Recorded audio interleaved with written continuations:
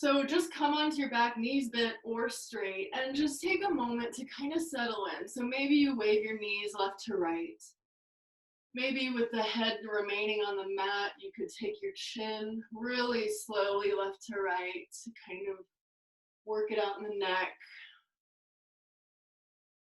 Otherwise, just kind of settle in. Just try to feel all the parts of your body laying onto the mat and settling in. And for most of you, it's morning. I think only one of you, it's evening. But whether it's regardless of the time of day, just kind of settle into the body and take a moment to just feel where you might be holding tension. Feel where you might be holding exhaustion. Or maybe it's just settling in and not thinking too hard about it. We will be doing a good amount of thinking in this class, so take a moment to just actually not think about anything in particular. And see if you can begin to focus on the breath. So inhaling and exhaling steadily and slowly. So especially if you're at the end of your day, sometimes I have a hard time catching a deep breath right away. In the morning, it might be a little easier because we haven't gotten ourselves worked up yet. Well, depending, some of you probably have, those of you with babies and toddlers, maybe gotten yourselves worked up. But begin to just focus on the inhale and exhale. And if it doesn't feel super deep, don't worry about it right away. Just focus on the steadiness, making the inhale and exhale the same length as the other. And see if you can settle into the breath.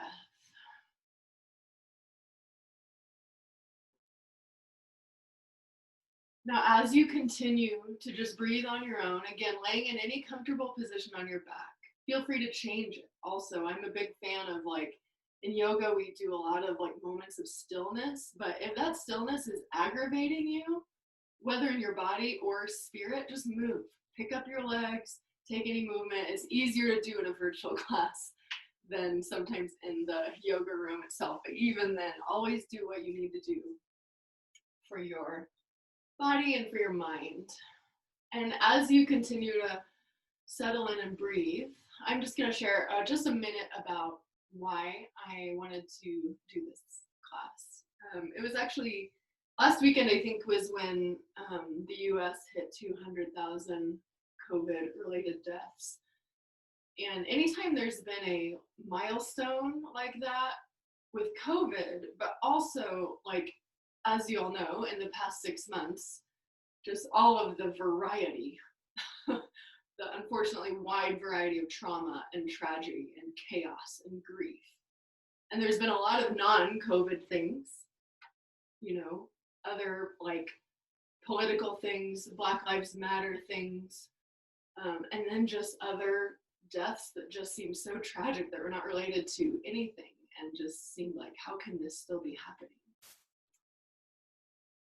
Each time one of those landmarks has happened, I felt this overwhelming sense of grief that felt less like grief specific to the individual landmark or moment, and more like that thing opened up the can of the grief of all of it.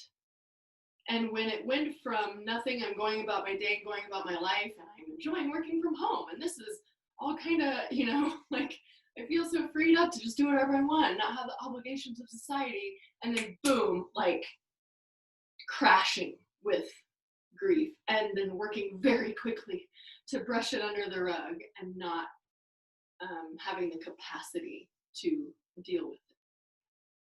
And so several of the times that that's happened in the past 6 months, I've mostly ignored it, and then the other times been like, maybe I should like think about this, or find a way to practice, find a practice that can allow me to engage it just a little bit, so it's not so much of the roller coaster of not paying attention to it and then crashing. And we can't avoid that crashing because grief and tragedy and trauma happens without warning. However, I did want to share some of the things that I have learned for myself to help process some of the grief and the sadness and the hopelessness. And also, if you are not feeling grief and sadness and hopelessness, that's okay. I'm glad you're here. And sometimes we all experience the world in different ways. We all have different things in our lives that are taking our attention and our energy. But the fact that you're here, I hope that there's something here for you. So that's a little bit about me. And as you continue to breathe, we're just going to settle in for just another minute or two on our backs and do a more specific breathing exercise. So hopefully as you listen to me share, you've been able to just focus on the inhale and exhale and relaxing the back and spine into the mat. We're going to do several rounds of what's called box breathing or 4-count breathing. So if you've been coming to my Wednesday classes, many of you will be familiar with this. But if you are, you're welcome to start on your own. But box breathing is simply inhaling to a count of 4, holding the breath for a count of 4, exhaling for a count of 4, and then holding at the base with like the empty breath for a count of 4. So I'll guide us in a few rounds if you'd like to follow me, and then I'll let you do it on your own for several more. So if you're following me, just take a big regular inhale and exhale. And then as that exhale empties, go ahead and inhale 2, 3, 4, and hold 2, 3, 4. Exhale 2, 3, 4, and hold 2, 3, 4. Inhale 2, 3, 4. Hold the breath 2, 3, 4. Exhale 2, 3, 4. And hold at the base 3, 4. Continue on your own. And you can keep that same pace, or if you felt like that was a little too long, like maybe your breath wasn't quite getting that far, then just shorten the pace or even just count to 3 instead of 4. But keep that count going in your mind just to help you to focus on the breath. Several more rounds here on your own. This breath is known as box breathing, but I've also heard it described as tactical breathing because evidently deployed military personnel use this breath to actually calm their nerves in combat. And so I don't need to say why it helps, but I always like to give that little tidbit because it shows that it is really medically proven to bring calm to a moment, to any given moment. So continue to breathe deeply. A few more rounds. After you finish your next round, take one more full one. You hear some pitter-pattering in the background of my audio. It's the cats chasing each other on the floor above me, which is very cute. I'm sure you agree. I know some of you do. After you finish your next round, just return to regular breath, continuing to be intentional, inhale and exhale, but just finding the regular breath. Couple breaths and then we'll begin to move.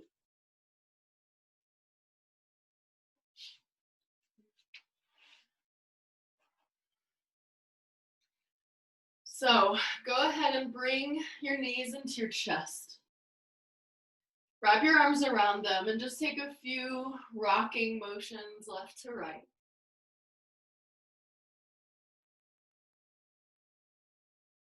And then we're going to come into a revolving twist. So take your arms out long next to you. And we're just going to come as if coming into a twist, but without dropping the weight of the legs over to each side. So we're just waving the legs and hips left to right. And you're going to start feeling this in your core pretty quickly. So we're kind of heating up the core as well. And you can do that a little bit or a lot based on how far down you take your legs.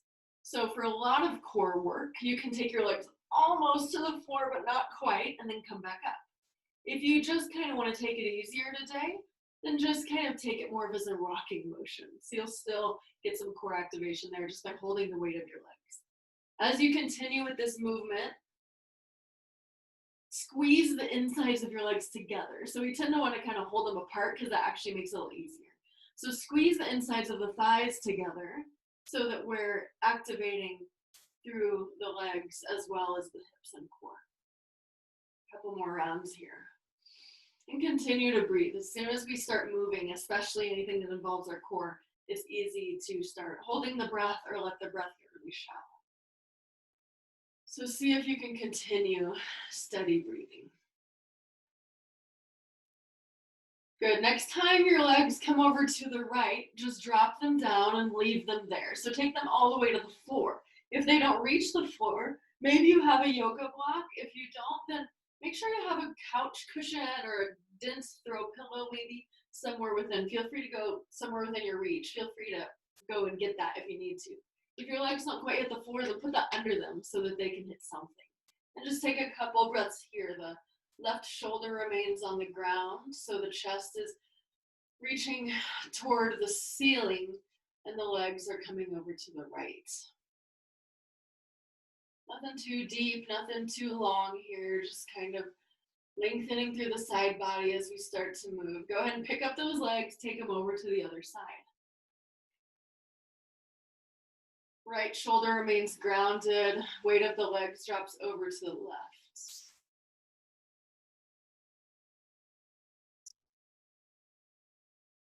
Good, go ahead and pick up the legs, and then we're just gonna take them to the floor and set up for a few rounds of revolving bridge pose. So, I sound like Moira Rose. You guys, I've been watching too much Schitt's Creek, and I'm like, bridge pose. So, just try to lose the Schitt's Creek accent as I'm teaching yoga. Bring the heels in a little closer to the hips. So they're probably closer to your body than they naturally landed. We're just gonna take a few rounds of revolving bridge. So scoop up the pelvis, lift the spine up off the floor, bring the weight into the shoulder blades and shoulders. And then go ahead and round the back as if you could touch down one vertebrae at a time. Take the hips back down. Several more rounds like that. Scoop it up, lift the hips, and then round the back. Take the hips down. Option to add the arms. So only if your neck and shoulders feel okay with that, because it will put a little more weight on the shoulders. The weight shouldn't be in the neck. So option to add the arms, but you can also just keep the arms down. Take a couple more rounds here.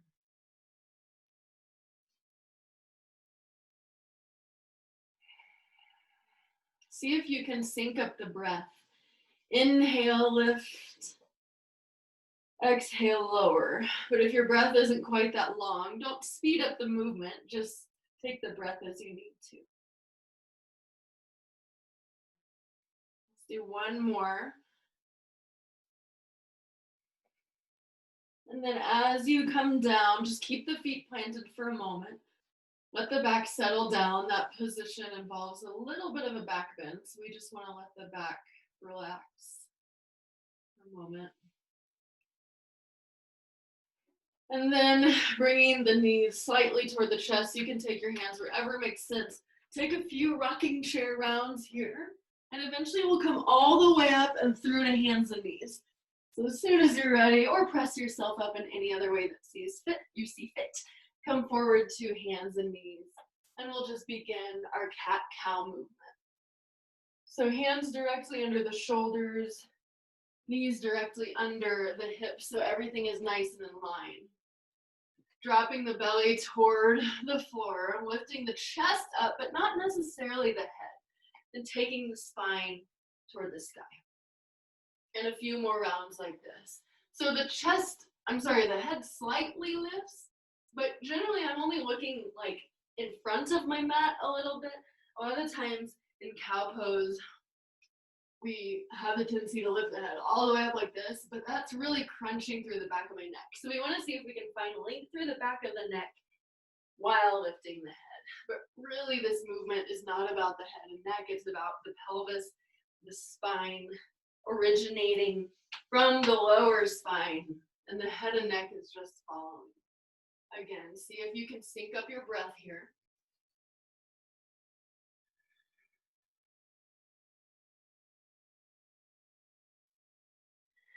And then let's add a barrel roll motion to this. This is one of my favorites to do on hands and knees. Just kind of that same intention or the same pose on the top and bottom of the circle, but taking it side to side. Now here, continue pressing your hands into the mat to keep your shoulders nice and strong. So as you come down to the bottom of that circle, avoid sagging your upper body through your shoulders. You can keep it lifted and still circle through the rest of the torso. Switch directions with your barrel roll. Continue to breathe. The head is just in line with the neck and spine, so neither dropping nor lifting here.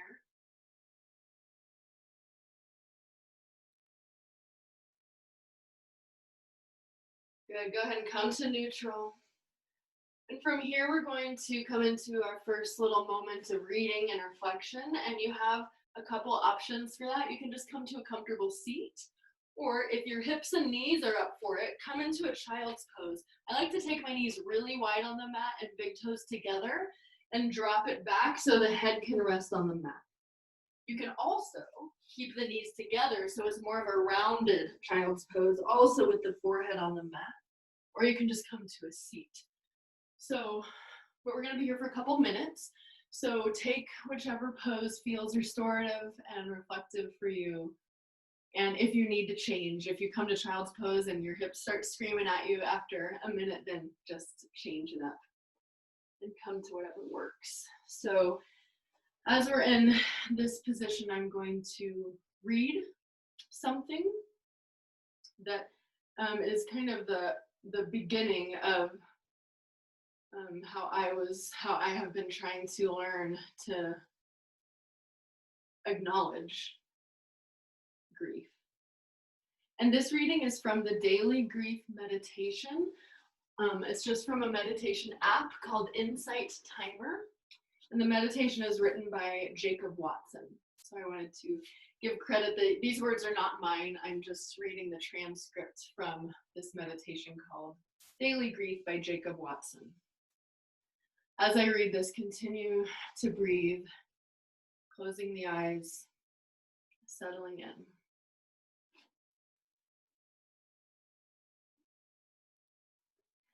Daily grief is what we feel every day, especially these days. Let's go back to the moment you woke up this morning, still in bed, still half asleep. And for a moment, I'll bet you were free of thought, free of remembering the reality of society, or perhaps grief in your personal life. Then a thought came, and these days, it's likely to be grief. Some real and natural response that occurs. Here, it's helpful to respect and honor your response to grief. You feel it because you are alert, aware, and alive as a human being. You allow yourself to be human, to have a heart, to feel what you feel, to have a healthy response to your environment. And right now, your environment is living with grief. To do otherwise could be avoidance or denial, or of course, even depression. No, you are alive and well and feeling grief today. This day you have here and now, you are experiencing daily grief. Then, as you wake up more fully, the daily grief hits in whatever form. Perhaps even an unexpected form, a new day and a new wave of grief. But then maybe in a few minutes you have to concentrate so you can brush your teeth, or a bit later, cut up some fruit to go on your cereal. When you do these tasks, the grief goes away briefly. Or maybe it doesn't. Maybe you were able to do 2 tasks at once. But be aware that multitasking is way overrated. So when you brush your teeth, hold on to the toothbrush. When you cut your strawberries, hold on to the knife. Do one thing at a time. When the thought of grief lingers or intrudes, put down your toothbrush, put down your knife, or maybe do a brief negotiation. And I'll add, often we're in a situation where we can't put down what we're doing. Back to the reading. You contract with the grief and say, not right now, I'm busy. It's like putting the feeling, the grief, or whatever emotion you're experiencing on a shelf and promising to take it off the shelf and give it its moment, its time, to your attention later, but not too much later. This is daily grief, and agree to bring it off the shelf sometime this day.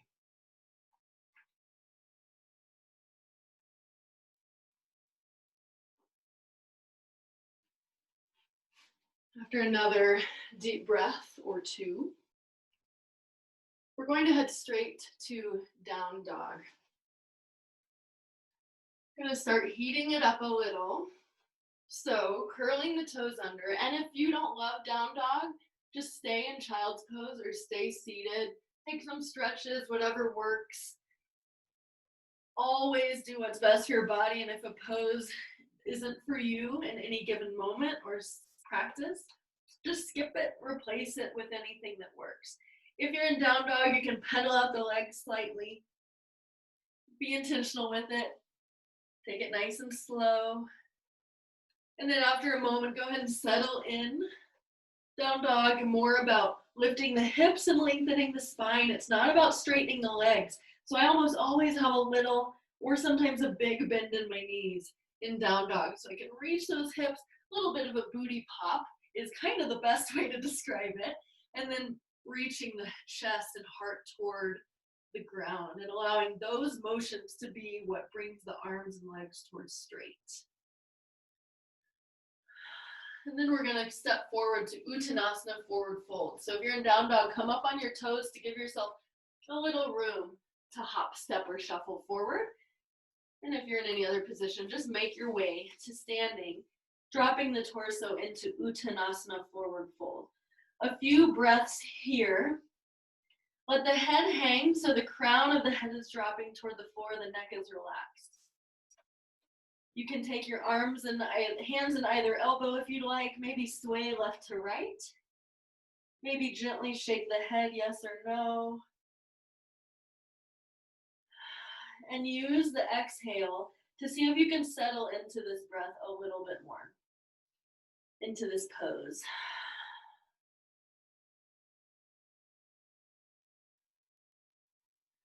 Good, releasing the hands if they're folded. Slight bend in the knees. Let's round the spine and lift ourselves up, rounding the back as if one vertebrae at a time. Letting the arms and then the head be the last thing to lift. Once you're up, roll the shoulders down the back a few times.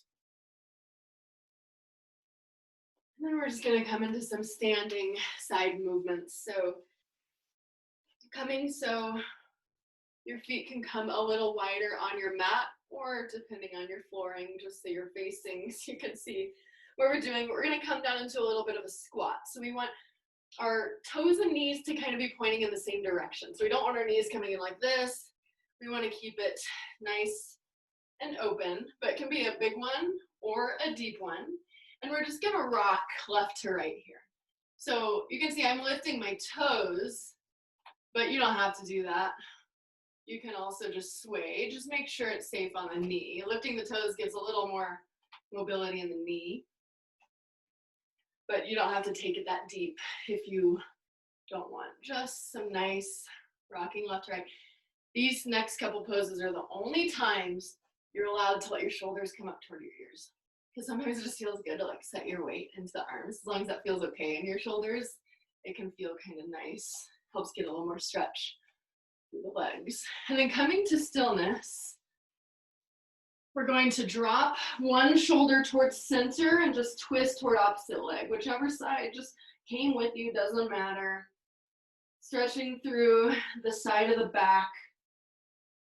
Breathing deeply. And then pick it up and bring it through to the other side.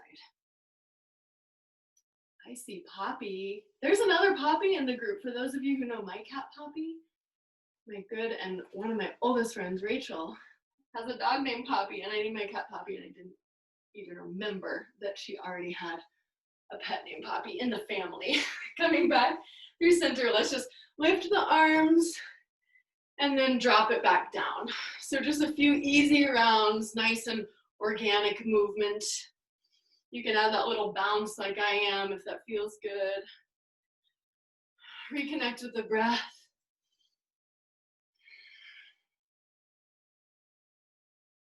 And then bring the arms out, keeping the feet wide though, but turning the toes in a little bit. So maybe the feet come in just a little bit to give you a little more stability. We're going to take the right hand down, windmill over to the left, to the right, and then drop all the way through. Once you come through to center, with a flat back, lift yourself right back up through center. Opposite side. Hand goes down the leg, top arm windmills over, and then coming back up through center. A couple more rounds like this. Adjust your feet and toes if you need to, but really keeping the chest open as you drop over to either side until it's time to round it down and come through. Keep breathing. Let's do one more each side.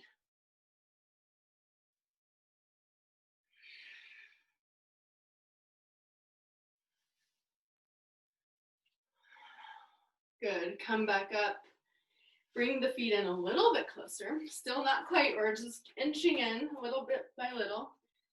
So we're gonna do something that might be a little weird, but it's something that my teachers at Sage Center in Kansas City have taught me feels so good to do.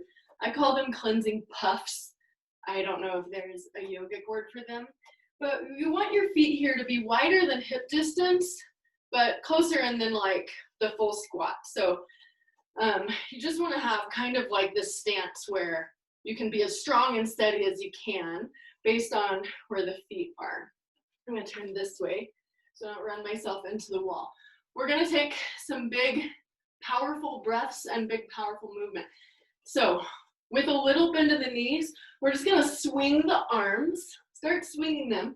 Now, if you have any problems in your shoulders, then just take this kind of easy and see, if you want to build it up, you can, but be careful because I don't hardly ever teach fast movements in yoga. So this is kind of a different thing even for me to teach. A little bounce in the knees, as you can see.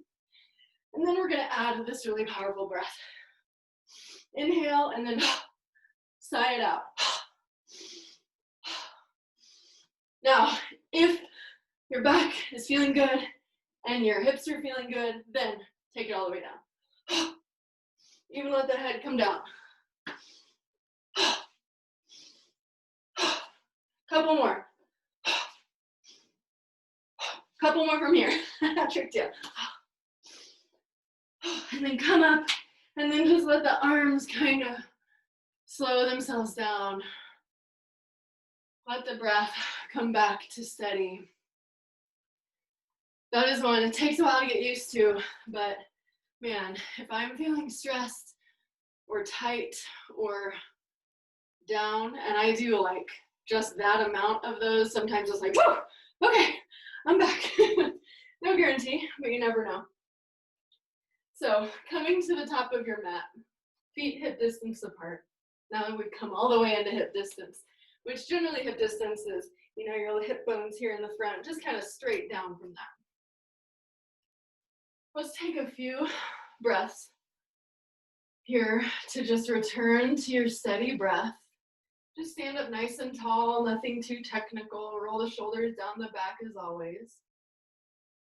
Return to your breath, be in your body. And then we're just gonna do a few rounds of sun salutations. We're gonna start with some partial ones and then come into some full ones. So for those of you who are like, I love a full sun salutation, you can take them the whole time. For those of you who are like, no thank you, I don't want to do a push-up or a down dog, then you can just stay and do the partial ones the whole time. So there's options for everyone. So we'll start with our partial. So inhale, the arms lift. Exhale, swan dive to a forward fold. So really take the chest forward, arms behind you. In our forward fold, we're letting the head drop every time, even if just for a moment. And then lifting halfway, creating a tabletop with the back. So reach the crown of the head forward, lengthen the spine as if you're pressing the head away from the pelvis. And then come back to Uttanasana, forward fold. And then with a little bend in the knees, root to rise with a flat back, taking the arms out and up, reaching the hands up and bringing them down through center. Let's do 3 more like that before we add on the full salutation. Swan dive to Uttanasana, forward fold. Halfway lift, Ardha Uttanasana, half forward fold. Find that strong back every time. Back to forward fold. And then root to rise as if pressing your feet into the earth are what's lifting you. Hands come down through to prayer. Inhale, lift. Maybe exhale, fold, sinking of the breath as much as you can. Halfway lift. Back to forward fold. And then pressing yourself all the way up. Hands come down through Anjali Mudra. One more time here.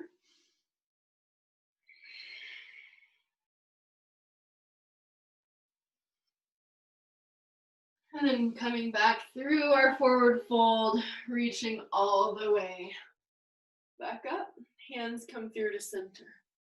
So we're gonna add on to that now, but if you don't want to add on, then just keep with that same cycle as many times as it takes. But adding on, same thing to start. Inhaling, open. Exhaling to fold. Lifting up halfway. Folding back Uttanasana. This is where if you want to keep going with what we did, you can come right back to standing and start over. Otherwise, hands plant, feet step or hop back. You can take the knees down or keep them lifted. Here, option to go straight to down dog, or if you want a little strength work, lean forward slightly, keeping the elbows in nice and close, drop through chaturanga. Everything comes to the mat. Take the arms out wide if you'd like. To lift the shoulders back behind you, lift up to cobra pose. And then come back through the floor, hands pressed, keeping the knees down or coming up into full plank, but only if you can keep the back nice and straight as you lift. Curling toes under, back to downward dog. So if you're taking the partial or after that round you want to stick with the partial, just keep moving and breathing. If you kind of forget where you're at, that's okay. Just do what you can, coming up on the toes, stepping or hopping through to Uttanasana, forward fold. Root to rise, a little bend in the knees as you lift all the way up. And hands come through to center. Just one more like that. Inhale, lift. Exhale, swan dive to forward fold. Inhale, halfway up. And as we come down, hands plant, feet step or hop back, knees can drop or stay lifted. Nice firm plank either way. Option for chaturanga. Roll the shoulders back. Press the tops of the feet down in cobra. Little one or big one, doesn't have to be super high. And then pressing back up through a nice flat back to downward dog. Couple breaths in dog. Coming up on the toes, step or hop forward. Uttanasana, forward fold. If you're taking the partials, you can meet us here or meet us in standing. Little bend in the knees, come all the way up. And hands come through to center. And we'll just settle in here now for a few moments of breathing. But we're gonna stand nice and firm in Tadasana or mountain pose. So you can close the eyes with those feet the same hip distance point. Bring the hands together, Anjali Mudra. It's often called prayer pose, but it's also really about yoking and balance is kind of what this pose represents. Bringing all things into the center line of the body, including the mind and the soul and emotions, and trying to find balance there. So press the hands together gently. Close the eyes or just look softly to the floor if you don't feel like closing your eyes. And remaining here, returning to your steady inhale and exhale.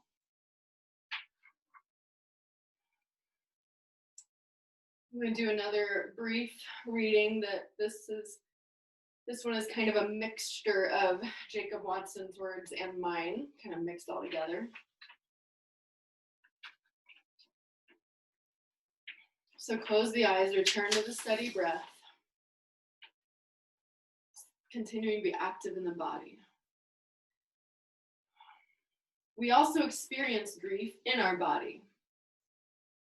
The bodily sensations of grief can take the form of a pit in the stomach, a headache, fatigue. The physical manifestation, though, wants acknowledgement. So we meet like with like. So when we feel that physical manifestation, meet it with a physical response. Go for a walk, do some yoga, have a cup of tea, make some food. And that becomes your choice to pay attention to the grief.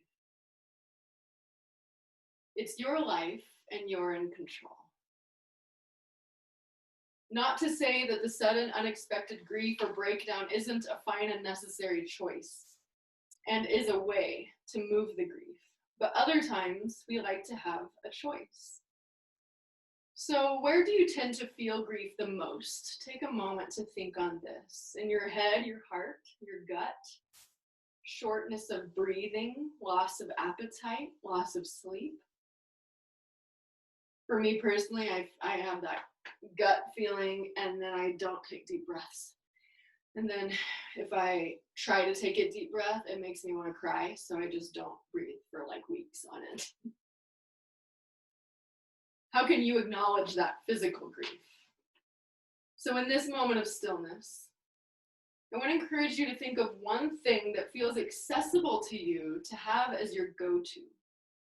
A walk, cooking a meal, stretching, taking some cleansing breaths, or a few of those puffs that we did. Identify for yourself this go-to so that you can meet the grief in your body with intention in your body. So much of the practice of yoga is bringing our mind into our body and finding that interconnectedness, that interwovenness between the two that cannot be separated, even if we try to separate them. And so when we feel grief or are thinking grief,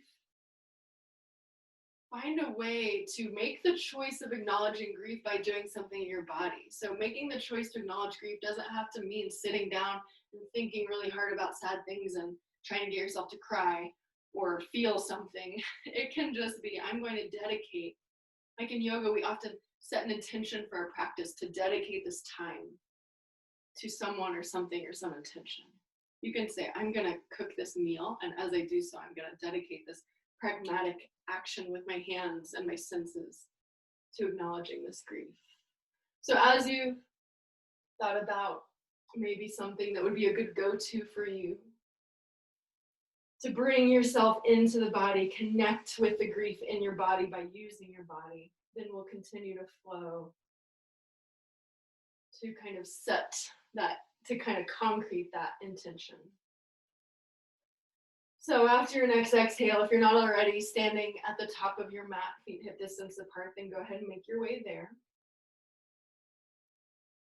Roll the shoulders down a few times. Take a couple deep breaths if you're not already.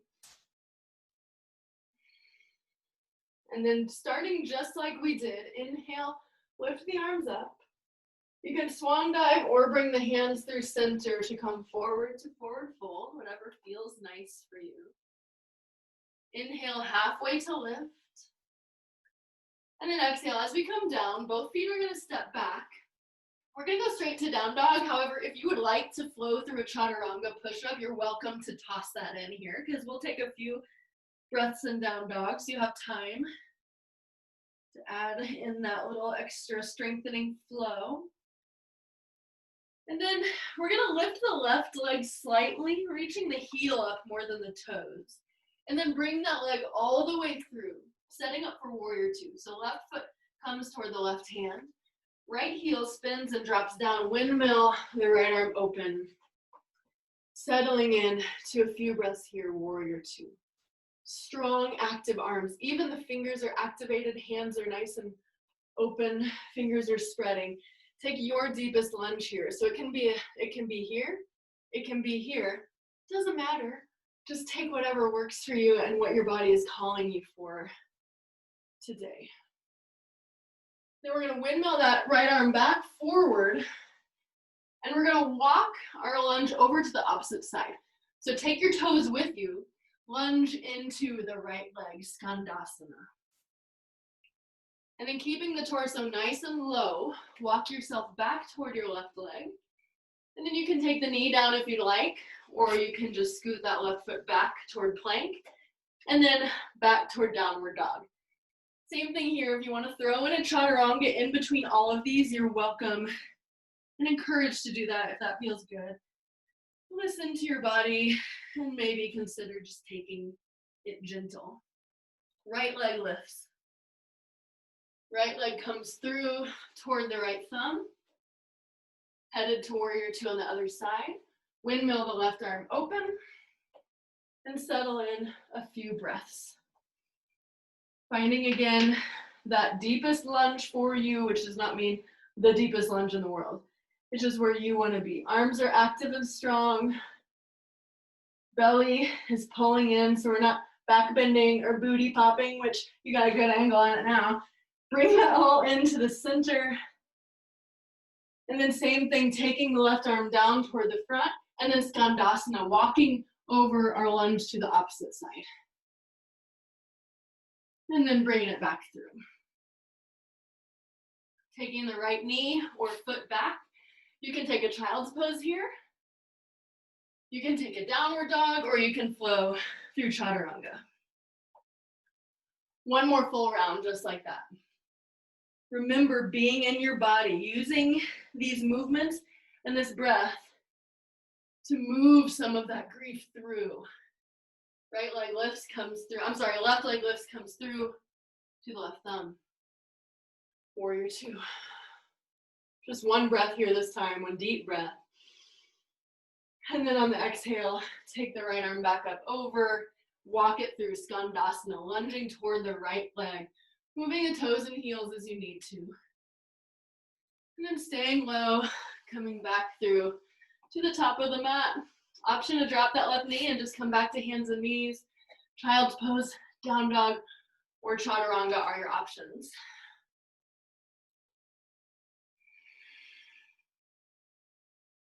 And then one more time, right leg lifts. Comes all the way through, setting up for warrior two.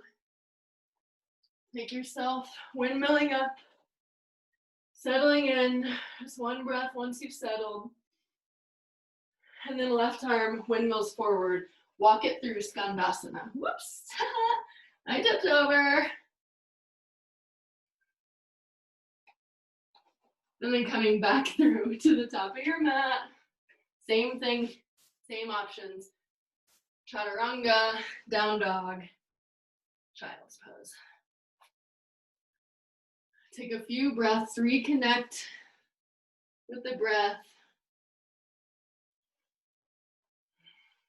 Either in down dog or child's.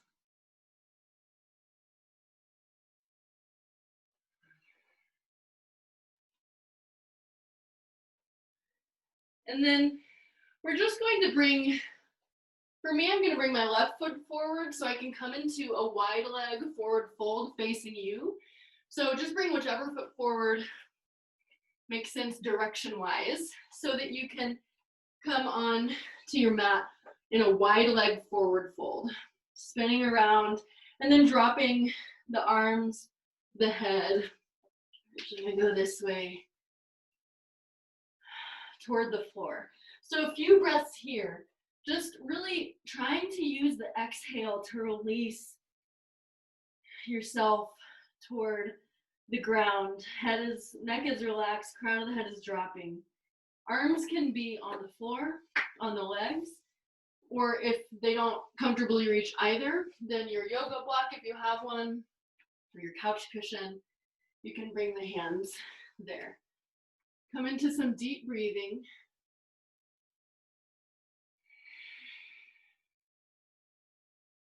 And then try to balance the weight between the fronts and backs of your feet, or rather distribute the weight.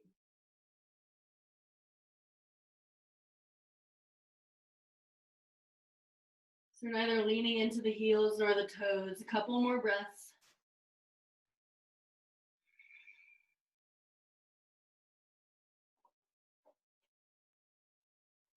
Now we're going to shift toward the back of your mat. So whichever leg is on the back side of your mat. Our directions are always a little different virtually because we're not all facing the same direction relative to our screen. We're going to turn toward the back of our mat and then drop the opposite knee onto the floor. So we're coming into a low lunge toward the back of the mat. We want our ankle to be pretty much right under our knee, so our foot's not out here or back behind us. And then just dropping into a low lunge. So big stretch through the front of this longer leg, the left leg in my case. Dropping the weight of the hips forward, just taking a few moments in the stretch. If you have a block, I strongly suggest using it here in order to keep the chest lifted, because we don't want to have to round the back and hunch the shoulders to stabilize. You can also rest on the knee. So take a few deep breaths. Just letting the weight of your body assist you with the stretch.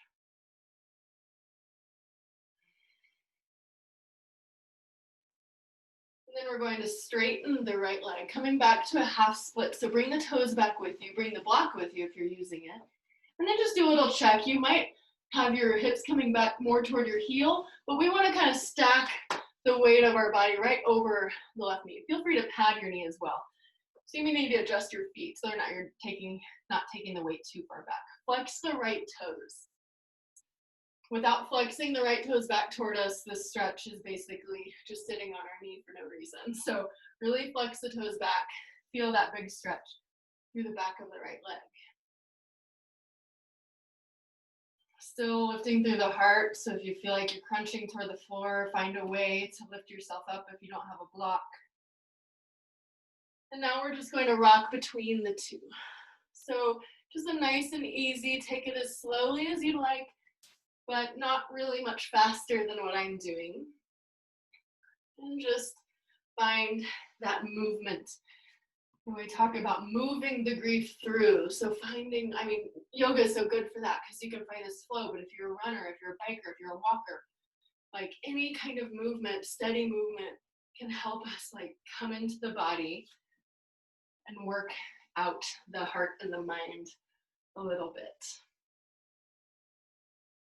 Good. Next time you come forward, we're going to come up into a high lunge, lifting onto the back toes, and just activate here. Just take a moment to stretch, just a little bit of a different activation in the stretch. And then we're just going to walk ourselves over to the other side.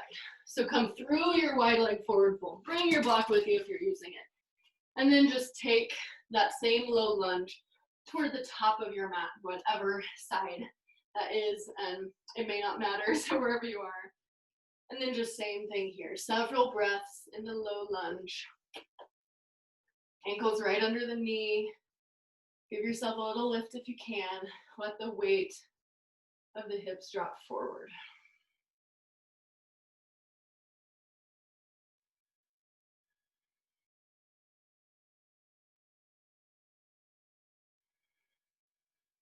And then coming into that same half splits.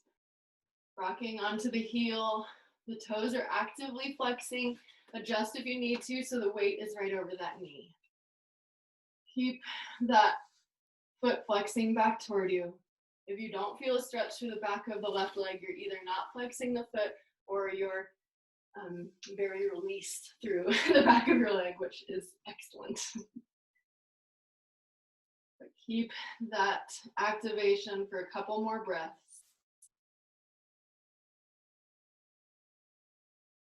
And then we'll work it out, flow it through.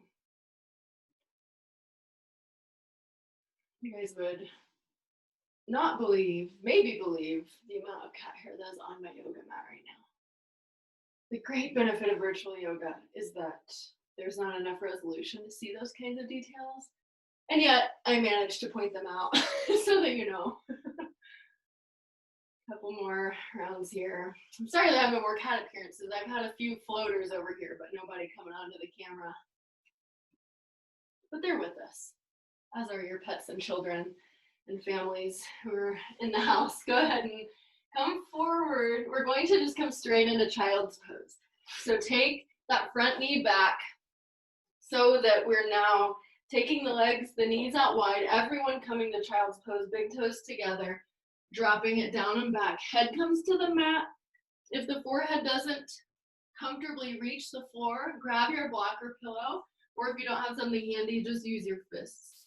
We really want the neck to relax here. So be sure everything's settling in. Just a few deep breaths here. We're just gonna be here for a few breaths.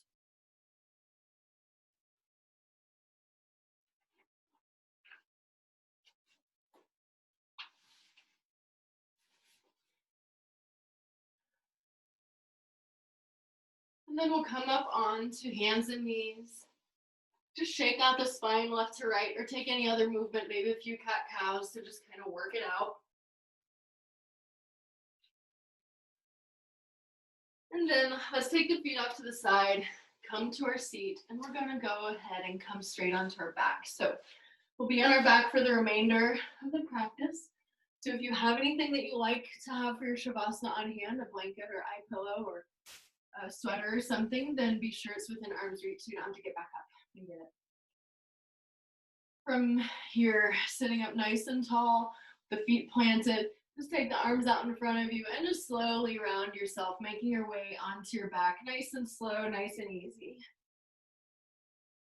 And once you're there, same thing like we did at the beginning of class, we're just gonna do a few same rounds of the flowing bridge pose. So draw the heels in a little closer to the hips, and then just scoop up the pelvis, and then round it back down. Option to add the arms.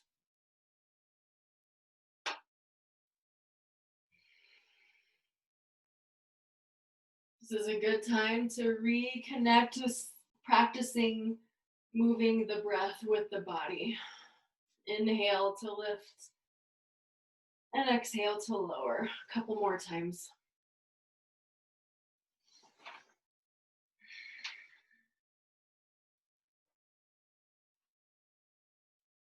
And then go ahead and come onto the back. So I'm sitting up just so I can make sure you can hear me, but you can be on your back. And once again, just like we did at the beginning of class, come to any comfortable position on your back. So if you want to have the feet planted, if you want, we're not quite at Shavasana, but if you want to lay in pre-Shavasana or come on your side. Just another brief reading that's a mix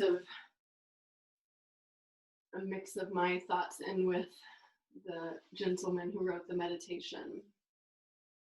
Before I read that, let's just take a big cleansing breath now that we're on our back and settle down from the movement. So similar to our cleansing puffs, but nice and slow. Take a big, deep inhale and a big sighing exhale out the mouth. 2 more like that. Inhale deeply. Just let yourself settle in.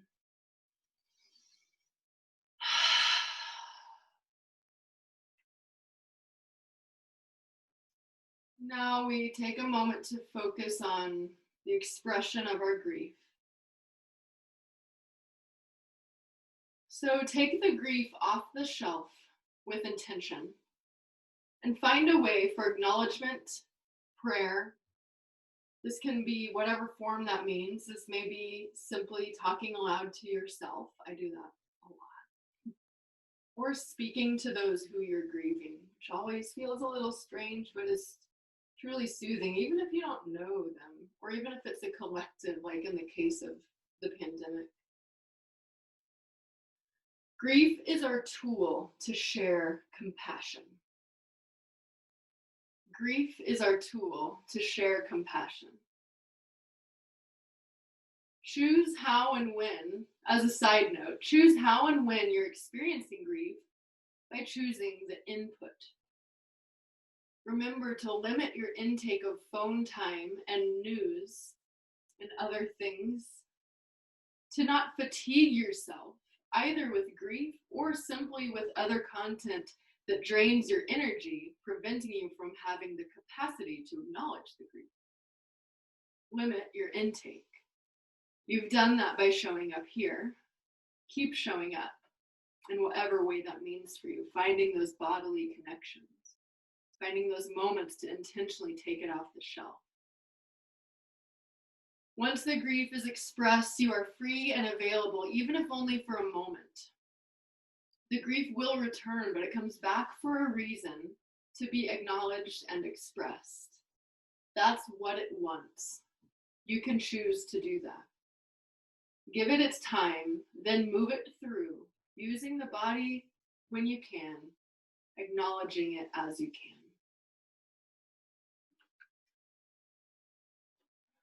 Just come into a supine twist, a deep twist on the back, just like we did at the beginning of class, but staying there for a little bit longer this time, drawing knees toward the chest and then letting them drape over to the right side or whatever side, if the other one's calling to you first. Keeping the left shoulder on the floor, heart is lifted toward the sky, not rolling over with you. Arms are extended, palms are up. Any variation on a twist you're welcome to take if you like to cross one leg over the other, or take the knees up closer, further away from your body. If the knees are not comfortably on the floor, just like at the beginning of class, please grab your block or blanket or pillow and put them either something in between the knees might feel nice, or just underneath to prop them up a little bit. So you want to be able to let your legs totally relax over to the side. So if they're not able to do that, try to find something to help you. That's what our props are for. One of the main reasons is simply to bring the floor a little bit closer to us when we can't quite get there. Just breathe here, reflecting on anything pertinent from the reading today, or again, just choosing to put it on the shelf for a moment.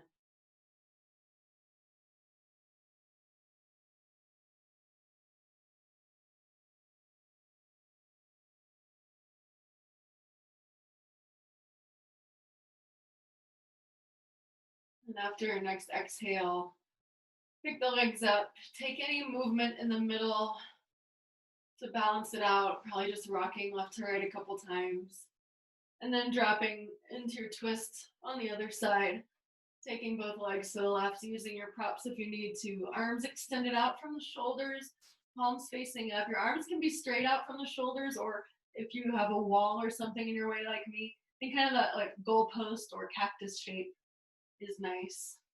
You can pick which one you want to call it based on whether you're more into football right now or more into nature right now. It's both words apply to this position of the arms. Breathe deeply. Once again, settling in, letting the stretch through the right side of the body just really extend. Remain here for a few more moments. Sit up once again, so follow my words, not my body at this point.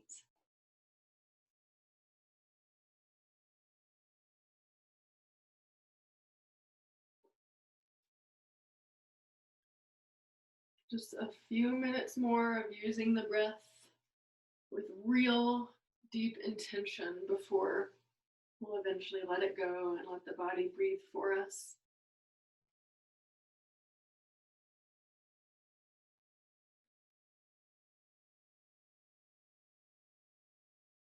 And then go ahead and draw the knees back up through to center.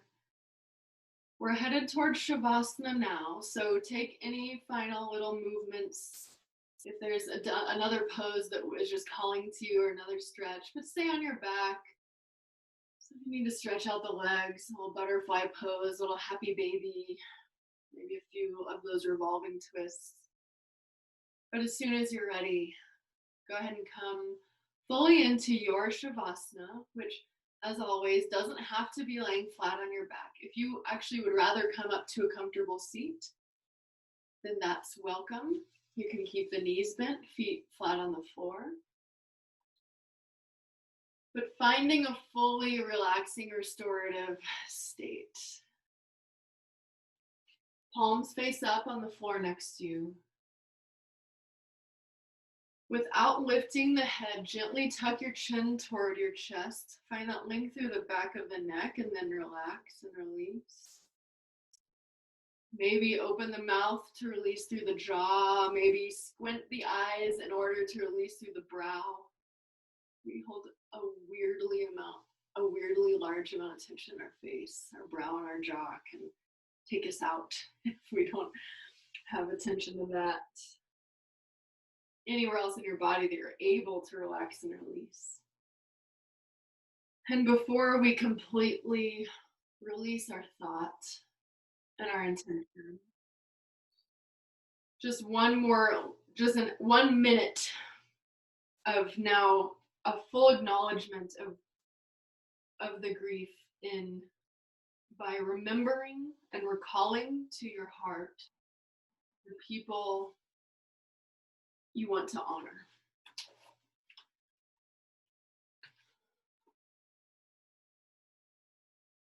So take a moment for the sound effects to remember and recall to your heart the people you want to honor, even if you don't know them, even if they're a group and not an individual.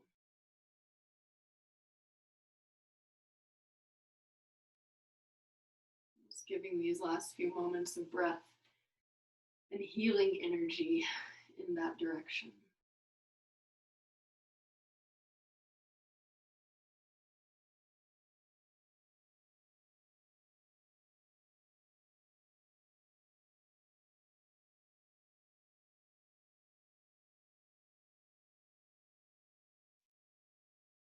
One more big cleansing breath.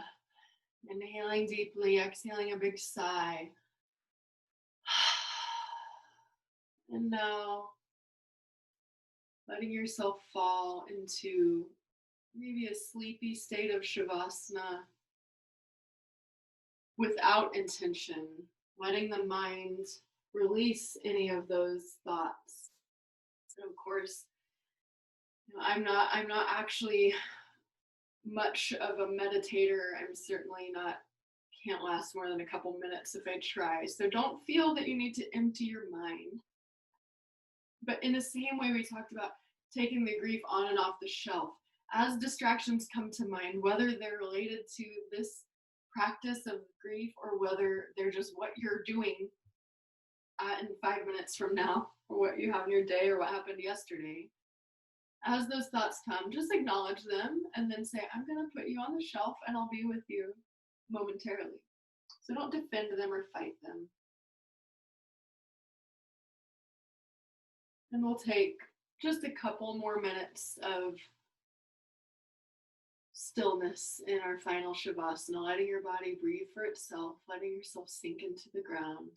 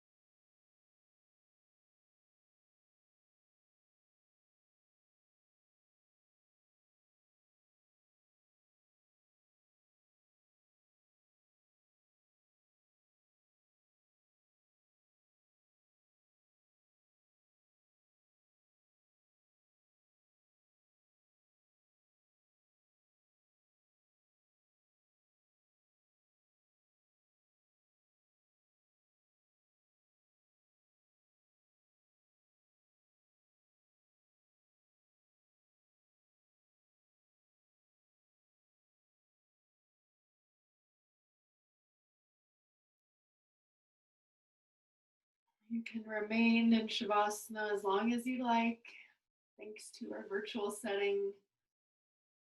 But if you're ready to come out of it, begin to find some small movements in the hands and feet.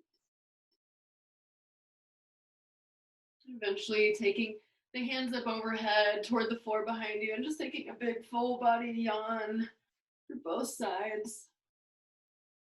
And then rolling over onto either side and just taking a moment in a side sleeper position for a couple breaths there.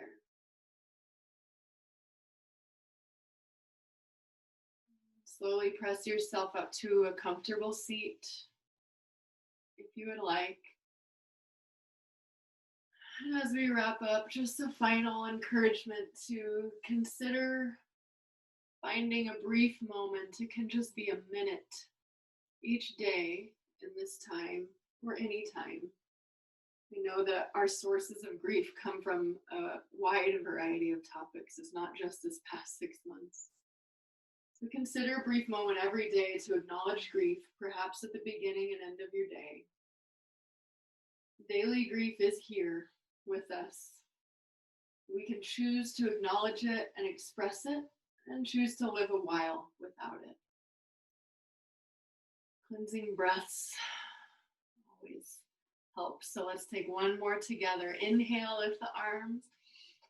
And as you bring the hands through Anjali Mudra, just one more big exhale. I can't thank you all enough for being here. This really meant a lot to me to practice this with you and share this with so many of my closest and longest friends and newest friends and local friends.